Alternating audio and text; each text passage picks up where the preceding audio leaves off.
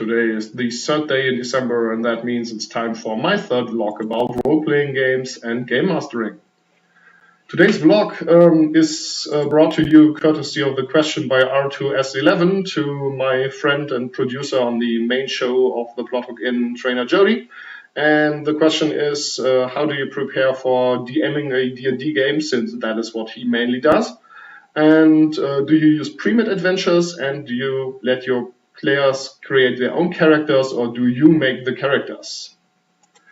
Jodie is going to vlog about the very same topic today too, so I will put an annotation somewhere, I think, probably there, as soon as the video is out. And you can see what he has to say about this, but now I will tell you what I have to say about this. Okay, for me it's not D&D, since I don't like D&D, as I have stated before, but same thing but different. As you can figure by yesterday's video, I don't emphasize too much of working out plot. I usually have a plot hook, and that gets the group into the adventure. And I usually have some touch points, if you want to call them that, or trigger events that when characters take certain actions or come to certain places, that things will happen. And that's how I outline the adventure in general. I don't do too much work in there, put too much work in that, because as I also said yesterday, it's mainly about the NPCs and how the player characters deal with this situation at hand. So I usually have a few important NPCs and a few important places, and I do have a story that would happen if the player characters wouldn't interact at all. And especially with groups where I know my players and I know the characters, I can anticipate some of their actions and prepare for those a little bit, but I mainly try to roll with the punches. That's probably not good advice for every new game master. Just roll with it, just go with it. But on the other hand, you shouldn't over-prepare. Don't try to find every last decision that the players could make and anticipate those, and don't try to force them back into your plot if they stray from the path, so to speak.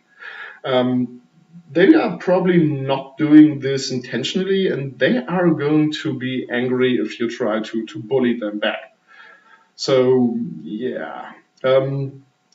Things you really should do to prepare are read up on rules. If you are going to go to the mountains for this adventure, if you know that there's a big chance that the player characters will fight a certain type of enemy or monster or whatever, read up on the rules. Brush up on the rules for climbing if it's going to the mountain, brush up on the rules for swimming if you are sailing out to the sea, brush up on the rules for pikes and pole weapons if they are going to encounter some mercenaries who are equipped with this type of arms, brush up on the monsters if you're going to throw at them, so to speak. You should really do this in advance. Also, if you know there will be a battle, or if you suspect there will be a battle, prepare for that. I usually have like a few tables here that I can fill out with the health points or whatever it is in your system, to really have a quick reference right here on my desk or on my computer, which works also really good. It depends on the system, where you can just type in how many life points somebody has lost, and the spreadsheet does the rest for you and calculates how many rolls you have to make or whatever it is in your system. So you should definitely prepare for that. Another good idea is, as you're preparing for the NPCs, to search for some pictures. I usually play on my computer, so I usually play via Google Hangout or Skype or any other conference call video thingy. And it's really nice to have some pictures pre-made. If I need a picture of a draw mage, I usually just Google draw mage and go through some of the pages, and then I find something that's close to what I want. And it works really great that way. I often think of names for NPCs in advance, but that's another thing that's a little difficult, since when you have a set of important NPCs prepared and you have got pictures for them and you've got names for them and everything, your players will know as soon as they encounter a not important NPC, because you won't have a name for them right away and you will maybe have to think about it for a second and you won't have a picture for them. And they can use that somewhat against you. I think that's okay. The meta gaming is fair, I think. It's something we all do, and why not? But yeah, so I often prepare some of my important NPCs, but not all of them. So that I don't have a picture and a name right away isn't an indicator if it's an important NPC or not. And I also make up a lot of important NPCs on the fly, and I usually base them on people I know or celebrities I follow and stuff like that. So that even if I have to make them up on the spot, I don't have to think about their personality and everything too hard, because I already know all of that. Okay, I think I strayed away from what I was originally talking about here a little bit, but yeah, let's get to the other two questions. Do you use pre-made adventures? No. Bummer, I know. Big surprise. Yeah, I have used pre-made adventures in the past, and I usually don't like them because of the main reason is they do the very same thing I said you shouldn't do, which is prepare all this plot and then leave you with it. And as soon as somebody strays from the path that they have thought out, it wouldn't work anymore. It is no help for you whatsoever. The other thing is that they make very broad assumptions about how they think the game should be played, and that's usually not how I and my group want to play it. So yeah, some adventures are really combat heavy, and others are really overpowered in one field or another, and yeah, it usually doesn't fit the style of my group. What I do is I buy pre-made adventures and I read them, and there are some really, really good ones out there, especially those for the Call of Cthulhu system. They provide you with a lot of really good stuff, like descriptions for places and descriptions for artifacts you can find, and handouts would have the name of the artifact, some stats if there are any, and a picture of the artifact. So you can, if you're playing at a table, you can just hand the handout over to somebody. So you've got this thing.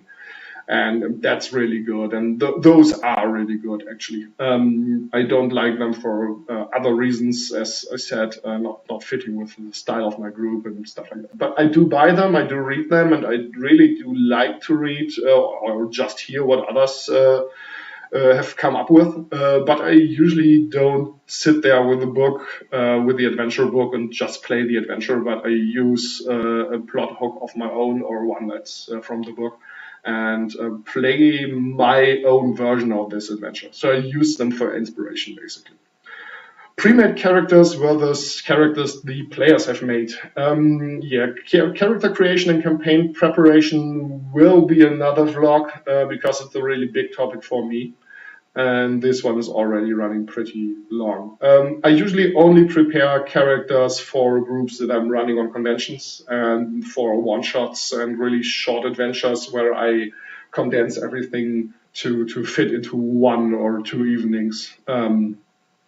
If I'm playing on a convention in one long session, usually long session, very, very long session. No, okay.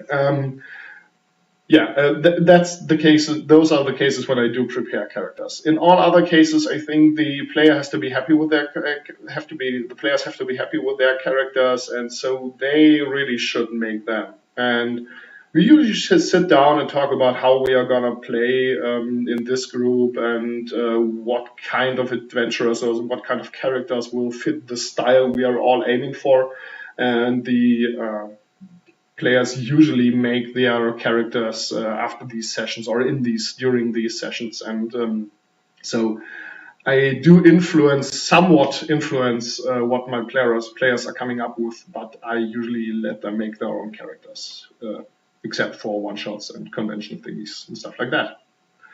So I'm really interested in what Jodie is going to say, because we usually no matter what the subject is, we usually have different opinions on them. Don't really know why we are getting along so well, but yeah. Okay, you should totally watch his video and his take if you want something. If you want to hear a completely different take on things, just watch his video. As I said, annotation is going to be up there as soon as it's available. I don't know when that will be. And yeah, share, like, subscribe, stuff like that. Check out some of the other vloggers that are doing, or the other people on YouTube who are doing the daily December thing. I will put a link in the description that I will shamelessly steal from Jodie's video he did about that. And yeah, see you tomorrow.